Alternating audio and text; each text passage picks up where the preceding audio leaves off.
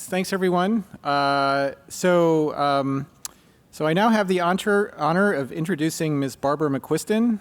She is the DoD Deputy Chief Technology Officer for Science and Technology.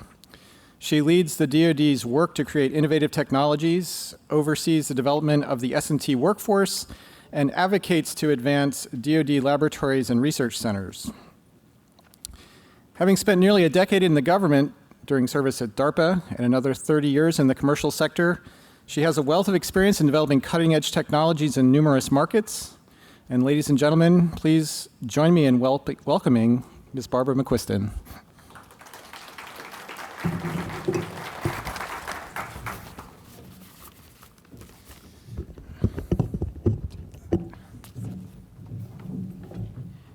All right, you all have had lunch now, so that hopefully I'm your lunchtime entertainment before you nod off here a little bit. But actually, I'm really happy to be here, and I'm glad that we can celebrate being here. This is sort of a excitement of mine after living online for so long that we can actually get together and be more creative. So it's a real honor to be here. I also am glad to be here at the 30th anniversary of the NITRD group. It's had an incredible history advancing the state of information technology, research and development, and helping lay down the infrastructure and enabling technologies that are key for government and commercial activities. Many of us, in fact, it's a little bit of old home week for me because many of us go back decades and decades, looking at even the start of the ARPANET and the key science and engineering where we were dreaming of what the digital economy would look like, of what this infrastructure would look like for our society. And I bring that up because people take it for granted right now. But if we look at some of the things like when we were talking about blockchain 30 years ago, what we were thinking about was how does the Treasury move money through the banking system, and how can it do it securely, and how can we make things resilient and helpful for our society at large moving forward. And of course, now we think of these things in the everyday, but we think of these things in the everyday because of all the work that went on at NITRD, bringing together the interagencies, bringing together the working group, and funding a lot of the basic science and research that had to move forward in order for this vision that we've all dreamed about to come into manifestation. So in the early commercial activity of the internet, NITRD enabled high-performance computing across agencies in the federal government, and NITRD took the necessary steps to move these ideas into practice. That's no small order, believe me.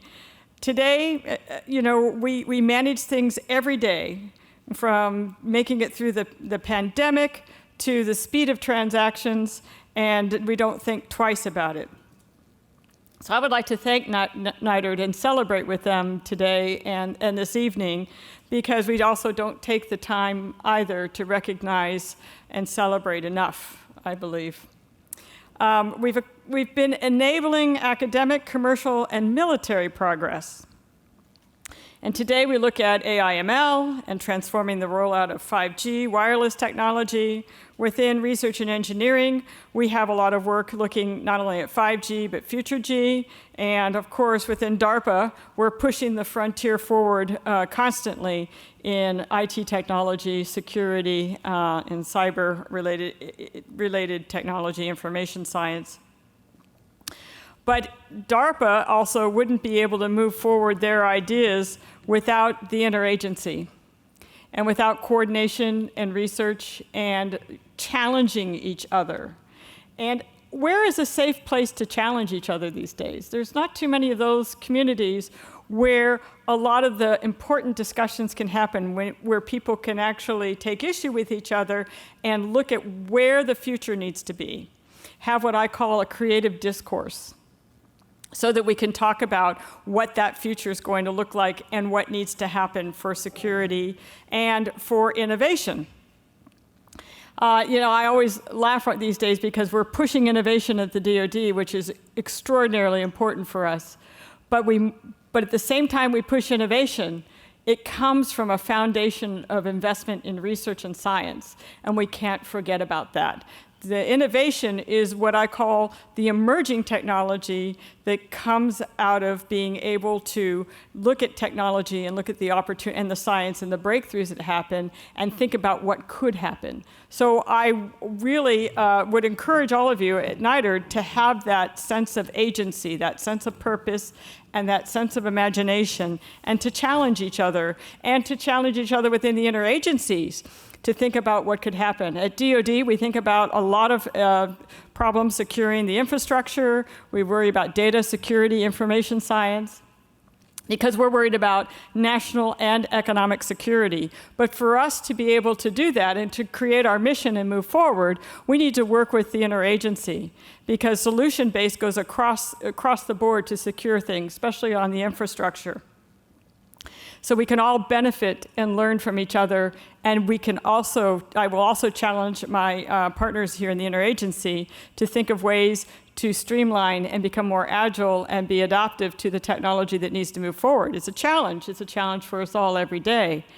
We're going to meet that challenge by being proactive and being positive and being collaborative across the board. I also believe that looking at universities, research institutes, and the commercial area and my DARPA training, you never know where ideas are going to come from. They can go back to the grand challenge and realize how many cool technologies were developed for autonomous vehicles from people who had no affiliation at all, but were working out of their back garage. You know, it was incredible. And those strategies, as a grand challenge was a perfect example. As the challenges continued, the winning strategies were adapted and used for the next round. And I see that all the time in the communities that we have. So we have to be inclusive. We have to be inclusive of where the ideas and the science and the technology is emerging, and be able to very quickly be able to work with it and solve some of our gaps and challenges that we have as a nation. But NITRD's role in enabling these vast investments that we're making in both the commercial industry, universities, research, and across the interagencies is key. The technology is critical, and investments in cloud services and the internet and the latest telecommunications and harnessing these leap-ahead ideas with wide-ranging applications need to go forward. And they need to go forward in what we all term the ecosystem, but what we know is collaboration across the board to make it happen. And this is important. It's important for commercial industry. It's important for new products. It's important for our leadership within the United States, because we need to maintain that national and economic development and security at the same time. So in defense R&D, NITRD works with our laboratories and our research institutes to push forward research in frontier technology areas through this discourse. And as I mentioned before, DARPA is a huge partner there, because of what's going on there.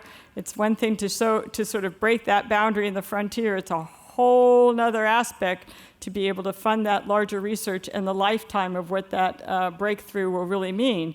And again, it's the community that's in this room, and it's the community that's pulled together through NITRD. So that's what's going to make our country maintain its leadership position, have more resilience, and provide the strategic advantage that we need so much.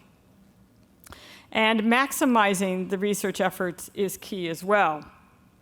So as emerging technology across these federal partners and coordinating the effort and adaptation increases, we need to think about our own responsiveness, our own innovation within our agencies, and to be able to have the leadership and the voice to move forward. I always say science and technology needs a voice at the table throughout the thinking of policy, thought, workforce, training, education, certification. This all works together in concert and can lead to opening things up to a healthy and diverse set of people for the future workforce. So as we're sort of celebrating the 30 years, and it's really incredible, because when we think of a lot of the conversations I know I've had from the ARPANET on about what it means to have a digital infrastructure and to be where we are today, again, it's it's wonderful to see our dreams and visions come into fruition. But I want to leave you with some thoughts on this side as we lead to educate and inspire others. And that is to be able to take the inspiration, the thoughts, and the vision that are going to be the foundation for the next 30 years. I would say challenge each other. Think about the possible. Think about beyond the possible for what we could imagine and dream of, and what that would mean and how it would change the mission, not only for our agencies, but for us in our everyday life. I mean, if we hadn't had the vision and the investment, and I would say many individuals in this room, the sort of commitment to that vision, when we had the pandemic, how would we have been able to implement the education and the communication that we were able to pivot and have?